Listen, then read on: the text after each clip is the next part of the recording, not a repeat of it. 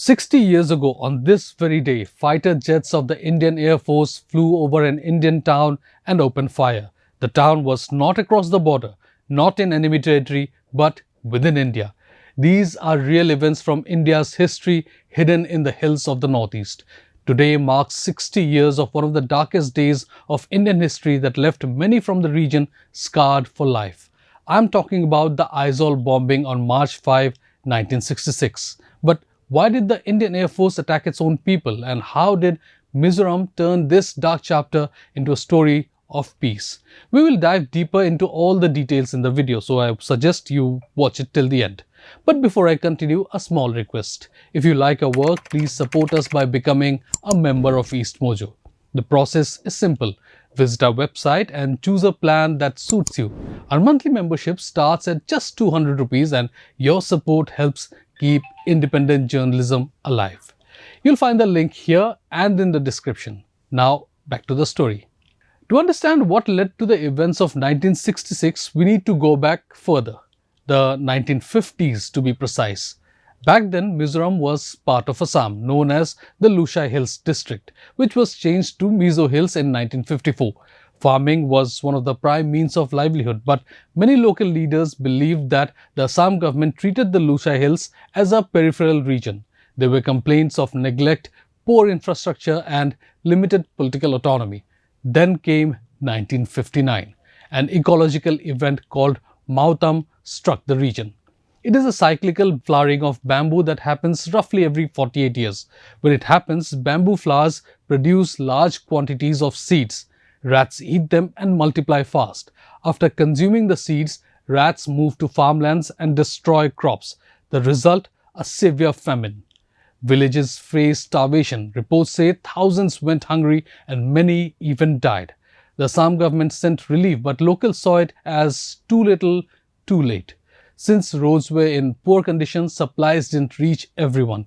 That is when local organizations took matters into their own hands and organized relief efforts. One such group was the Mizo National Famine Front. You see, mautam wasn't new to the state. It had hit Mizoram in 1911 too, but in 1959 there were several other factors involved. The Assam government on October 24, 1960 made Assamese the official language. For Mizos, this was like a stepmotherly treatment which led to people feeling ignored, like second-class citizens. That is when 1961, to be precise, dissatisfaction turned into organized insurgency. The Mizo National Famine Front transformed to Mizo National Front and shifted from relief work to demanding independence. Why? They saw India as distant as Assam had been. They trained fighters, got arms from East Pakistan, which is now Bangladesh, and China. Non-violent protests turned into armed conflicts. Unlike the Mizo Union, which largely worked through constitutional means and demanded statehood within India, the MNF gradually adopted a more radical position. Under the leadership of Laldenga, it began to push for complete independence from India. That is how tensions built. Now we come to 1966. This was the phase when India was witnessing a political transition following the deaths of Jawaharlal Nehru in 1964 and Lal Bahadur Shastri on January 11, 1966. Indira Gandhi was sworn in as Prime Minister on January 24.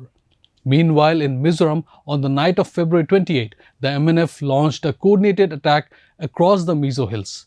The operation was codenamed Operation JERICHO, after the biblical walls falling.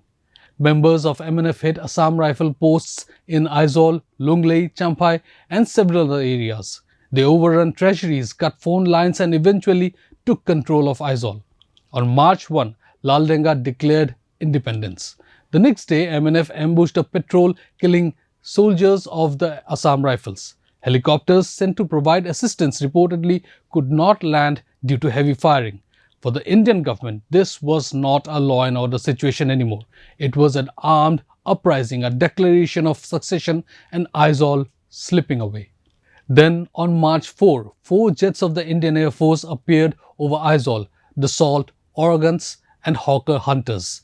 Eyewitness accounts and later reports state that aircrafts fired machine guns at suspected insurgent positions. People were scared and started running helter-skelter. Some took shelter in the surrounding jungles. The following day, on March 5, jets carried out bombing runs. Incendiary bombs were dropped in parts of Aizawl, which resulted in massive fires, destroying parts of the city like Republic Veng and Darpui Veng. We did not see the fighters, but we heard only the sound. It's so loud, and we are so scared. We ran helter skelter this side, that side, and then Tui Kwat Lang, they bombed Tui Kwat Lang. They bomb. I saw in my eyes 4 jet fighters, east and west 2, and north and south another 2. When they flown to Aizawl, they strafing, and on their going off, bombing like that. No, it was very big sound.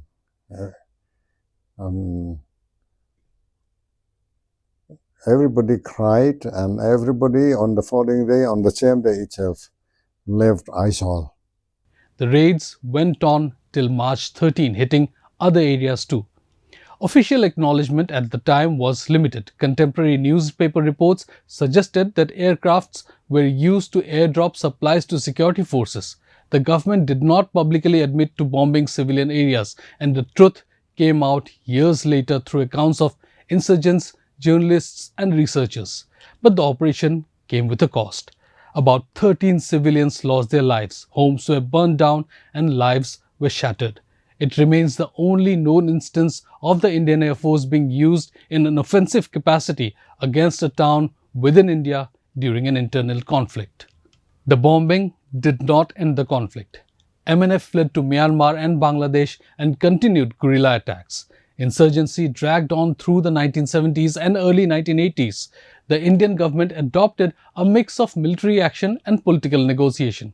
Following talks with the Mizo Union in 1972, Mizo Hills district was separated from Assam and made a union territory called Mizoram. Although politically important, the move did not immediately end the insurgency. MNF kept pushing for independence, but negotiations started in the 1970s, which went on for years. Finally, on June 30, 1986, a breakthrough came. The Mizo Peace Accord was signed between the Government of India, led by Prime Minister Rajiv Gandhi, and the MNF leadership under Laldenga. The accord granted full statehood to Mizoram, provided for the surrender of arms by MNF cadres, and paved the way for their entry into mainstream politics. On February 20, 1987, Mizoram became the 23rd state of India. Laldenga later became the Chief Minister of Mizoram after democratic elections. This transition from insurgency to electoral politics is often cited as one of the most successful peace processes in India's northeast. Today, Mizoram is frequently described as one of the most peaceful states in India. It has consistently recorded high literacy rates, 98% in 2025. New railways connect it better. The Bhairabi-Sairang line opened in 2025. Tourism grew 140% last year. Economy focuses on bamboo, horticulture, skills and many more. Community networks and church-based organizations play a strong role in social welfare. During national crises, including natural disasters in other states, Mizoram has often contributed generously through donations and relief work.